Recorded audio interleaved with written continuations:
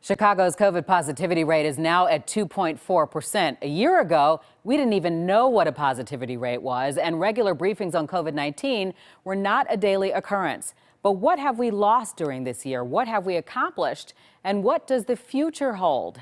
Sylvia Perez sat down with Commissioner Dr. Allison Arwady to get her perspective. Eerie pictures of an empty downtown Chicago after the governor issues that March 20th stay-at-home order. Restaurants closed, events canceled, streets and offices empty. No one could have imagined that it would be 1 year later before we start climbing out of the worst global pandemic in modern history. We're coming up on 5,000 deaths here in Chicago. We're not there yet, but you think about how many people that is, right? And the indirect impact that we've seen.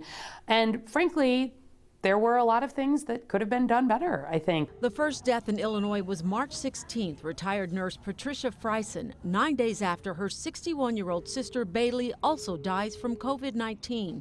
Soon it's revealed the virus is hitting Black and brown communities hardest. How do you feel about what we've accomplished there today? But we've started to hit some of those equity goals that we hit too. So last week, again this week, more than half of our vaccine going to Black and Latinx residents. We know those communities have been harder hit by COVID, and so I feel good about the way that we're going. Arwady says right now about 1 in 9 Chicagoans have been vaccinated. Like everyone else, she's frustrated with the lack of supply, but believes that will soon change. It's not going to be very long from now. I think probably within the next couple of months, we're going to see this switch where it's not going to be so hard to get a vaccine. She credits the drop in positivity rate to a combination of vaccinations and people continuing to mask and social distance. The president has said he hopes all Americans can be immunized by the end of July. Does that mean that we'll be able to have more outdoor concerts, the neighborhood festivals that Chicago's known for? Can people look forward to that this summer? We are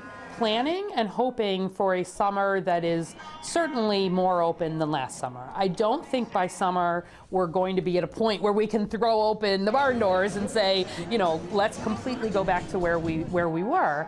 But I think summer is going to look better, certainly, than last summer did. And I think especially where we start talking about fall and winter, that's where I'm very hopeful that we, you know, if we don't get any more big surprises, and, you know, I am feeling pretty confident that by the end of the year, we'll be putting these major impacts of COVID very much behind us.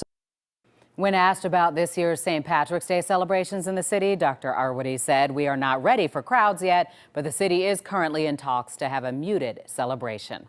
And you can always stay up to date with the coronavirus and other stories using our Fox 32 app. Just search Fox 32 on the App Store and Google Play.